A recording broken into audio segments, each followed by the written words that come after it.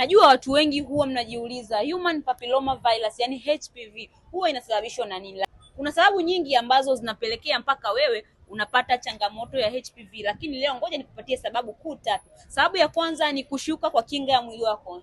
Kinga ya mwili wako inaposhuka, ipo virusi hawa wanakuwa wanakunyemelea. Lakini sababu ya pili ni kushiriki tendo la ndoa na mtu zaidi ya mmoja, na mtu huyo anakuwa ameathirika. Yani leo unashiriki tendo la ndoa na mtu huyu, kesho na mtu huyu, lakini kama kuna mtu mmoja ambaye ameshaathirika, basi changamoto hiyo itakuwa sambamba na wewe. Lakini sababu ya tatu ni kugusana. Ikumbuke kwamba HPV inasababishwa hata kwa kugusana. Hata mnapokuwa katika daladala au mnapokuwa katika misongamano, unapogusana na mtu, vile vinywele vinapogusana, kama yule mtu una changamoto ya HPV, basi na wewe una hatari ya kuweza kupata changamoto hiyo. Bila kusahau kwamba ugonjwa huo unatibika. Huenda umeshaenda hospitali lakini umekata na umerudi. Huenda umeshaupata lakini unapaka cream inaondoka lakini inarudi. Sasa kama ni wewe ambaye unapitia changamoto hizo, chukua namba yangu hapo juu leo, wasiliana nami ili niweze kukupa tiba asili ambayo itaenda kusaidia wewe kuondoa changamoto hizo.